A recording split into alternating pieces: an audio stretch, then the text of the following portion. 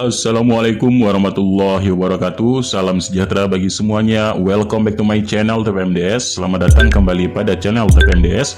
Hai sobat-sobat TPMDS manapun berada, informasi terkini rekrutmen ASN P3K 2023. Nah, sobat-sobat TPMDS, ini ada informasi dari hasil paparan Menpan RB terkait rapat koordinasi persiapan pengadaan ASN tahun 2023. Nah, bagi teman-teman, ini paparan dari Menpan RB sesuai dengan arahan Bapak Presiden. Kemudian paparannya terkait penyederhanaan proses bisnis, layanan kepegawaian pada lingkungan BKN, dan penyederhanaan jabatan untuk birokrasi yang lincah, Bapak Ibu. Nah, kemudian rencana kebijakan pemenuhan ASN tahun 2023 sampai 2030.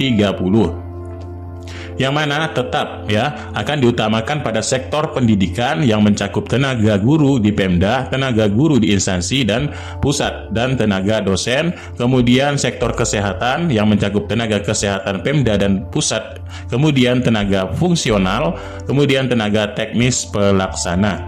Nah, masing-masing dari sektor tersebut, yaitu proyeksi dari kebutuhan instansi pembina untuk di bidang pendidikan adalah Kemendikbudristek dan Kemenak. Kemudian untuk kesehatan, Kementerian Kesehatan, serta tenaga teknis fungsional ini adalah dari BKN, dan tenaga teknis pelaksana juga dari BKN. Kemudian kemarin telah diumumkan terkait kebutuhan proyeksi nasionalnya.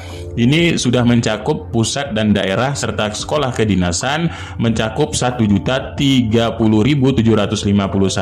Namun Bapak Ibu, kemarin telah ditetapkan formasi ASN di tahun 2023, yang mana ini adalah sesuai cut off di 1 Agustus tahun 2023, Bapak Ibu ya. Nah, jadi cut off-nya untuk pengusulan formasi ini per 1 Agustus 2023, yang mana telah dikeluarkan oleh Menpan RB pada sesuai keputusan 386 terkait kebutuhan ASN secara nasional. Yang mana kemarin telah kita jelaskan juga untuk yang telah ditetapkan pusat sebanyak 78.862 dan daerah ini 493.634, diantaranya guru ada 296.084, kemudian kesehatan ada 154.724, dan tenaga teknis ada 42.826. Nah, di mana kemarin ada 72 kementerian lembaga yang mengusulkan dan 6 yang tidak mengusulkan untuk di pusat.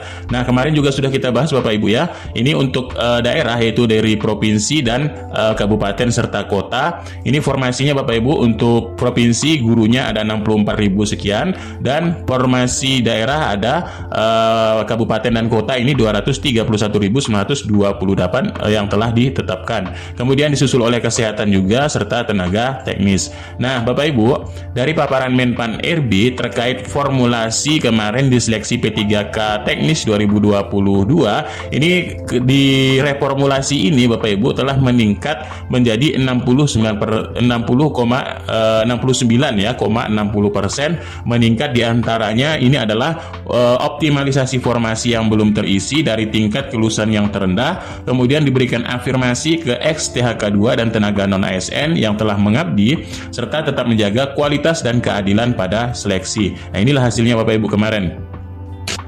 Nah, Bapak Ibu, di sini informasi untuk Kemenpan RB ini terkait dengan kerja Menpan RB bisa Bapak Ibu hubungi. Nah, kemudian kita cari untuk helpdesk untuk pengadaan, perencanaan pengadaan, ini juga sudah diberikan kontak personnya Bapak Ibu ya. Kemudian untuk konsultasinya dan lain sebagainya. Nah, Bapak Ibu, ternyata instansi pusat ini di tahun 2023 yang tidak mengusulkan kebutuhan.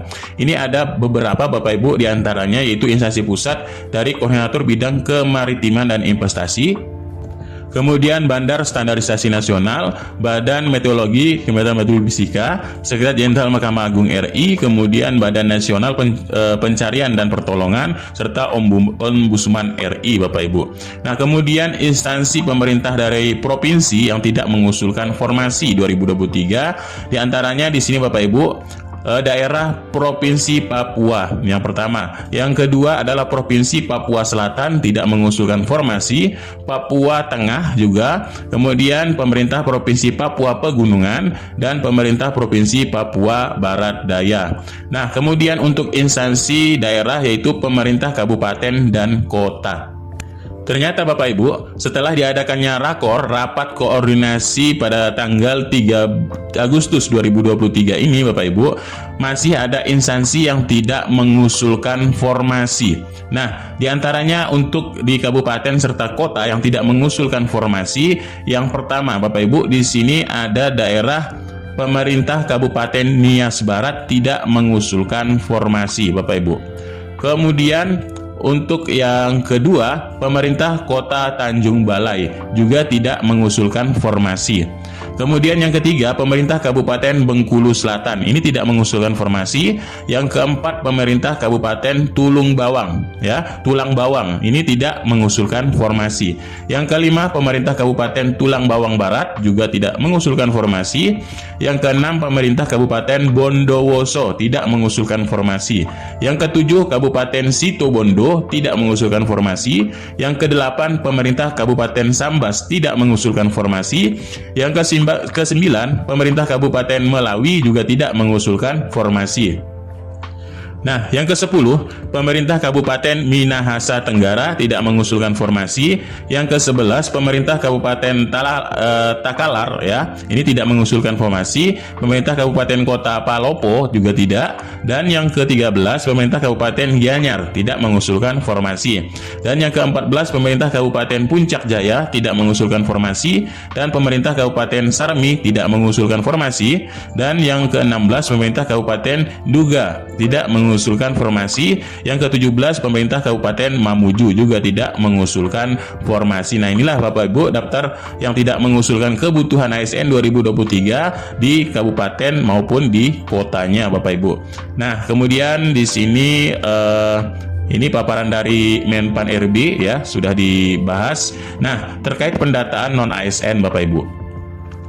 Pendataan non-ASN, dari hasil pendataan non-ASN 2023 ini Bapak Ibu, totalnya sudah mencapai 2.355.092. Ini sudah diaudit oleh BKKP dan BKN Bapak Ibu, yang sudah menyerahkan SPTJM per 1 April 2023. Di antaranya di sini berdasarkan jabatan, yaitu dari pendidik, dari kesehatan, penyuluh, teknis, dan administrasi. Ini pendidik sekitar sudah 731.524 yang terdata di BKN, yaitu sebagai non-ASN atau honorer. Nah, bagaimana sih untuk penyelesaiannya Bapak Ibu? Nah, dalam penyelesaiannya memang Menpan RB atau pemerintah berkomitmen dalam penataan tenaga non-ASN dari mulai 2007 sampai dengan 2019 di sini masih ada 2019 masih ada sisa sekitar 400-an di THK2-nya Bapak Ibu. Di antaranya ada tenaga pendidik, dosen, dan penyuluh pertanian serta THL. Nah, itu. Nah, Bapak Ibu, kemudian di tahun 2021 ini telah diselesaikan untuk seleksi CPNS, kemudian P3K guru dan non-guru. Kemudian pada yang submit ini sudah diperkirakan sekitar 51 ribuan, maka sisa THK2-nya Bapak Ibu ini sekitar 378. Ini data per 10 September 2022. Nah, selanjutnya Bapak Ibu, kemudian ada SE terbaru dari Menpan RB, yaitu SE 185 2022 tentang pendataan ASN. Dari hasil pendataan non-ASN data per 1 April 2023 telah mencapai 2.355.092 orang Bapak Ibu. Nah, maka dengan itu bagaimana solusinya? Jadi Bapak Ibu, Menpan RB mengeluarkan SE Menpan RB 1527 tahun 2023 ini, yang mana Bapak Ibu PPK atau pejabat pembina kepegawaian ini akan mengalokasikan anggaran pembiayaan bagi non-ASN yang sudah terdata. Nah, perlu Bapak Ibu catat, SE ini menekankan kepada dinas-dinas terkait, misalkan kalau guru dinas pendidikan ya, ini mengalokasikan anggaran bagi non ASN, apakah itu akan diangkat P3K ataupun dialokasikan sesuai dengan kebutuhan. Misalkan nanti di RUU ASN ini disahkan ya, Bapak Ibu bisa diangkat menjadi P3K, ada jenis P3K paruh waktu dan penuh waktu. Nah, inilah yang dimaksud dengan untuk dibiayai oleh daerah ini bagi non ASN. Jadi alokasi pembiayaannya sudah ditetapkan atau sudah dialokasikan oleh pemerintah daerah. Nah, kemudian dilarangnya untuk mengangkat pegawai non ASN untuk mengisi jabatan ASN. Nah, ini solusinya. Jadi di November ini nanti Bapak Ibu, non ASN ini sudah tidak ada lagi ya, sudah dihilangkan ataupun dilarang untuk mengangkat, yaitu untuk mengangkat pengangkatan honorer. Jadi yang ada ini yang terdata Bapak Ibu di database ya, non ASN ini akan diselesaikan dan sudah dialokasikan anggarannya Bapak Ibu. Dan insya Allah mudah-mudahan semuanya bisa diangkat menjadi ASN bagi yang memenuhi persyaratan. Yang tidak memenuhi persyaratan dialokasikan sesuai dengan pembiayaan dari pemerintah dan tidak ada namanya PHK Bapak Ibu. Di sini sudah komitmen pemerintah daerah dan DPR RI ini sudah komitmen dalam hal tersebut untuk penyelesaian dari hasil pemetaan tenaga non ASN. Nah, inilah Bapak Ibu, bagi Bapak Ibu yang terdaftar di database BKN, insya Allah Bapak Ibu akan dituntaskan untuk diangkat sesuai dengan kualifikasi bidang Bapak Ibu masing-masing jika memenuhi persyaratan. Nah, jika tidak memenuhi persyaratan, tidak ada pemecatan secara massal, tapi akan dialihkan nanti ke jabatan-jabatan yang sesuai Bapak Ibu. Nah, selanjutnya di sini informasi dari Menpan RB Bapak Ibu.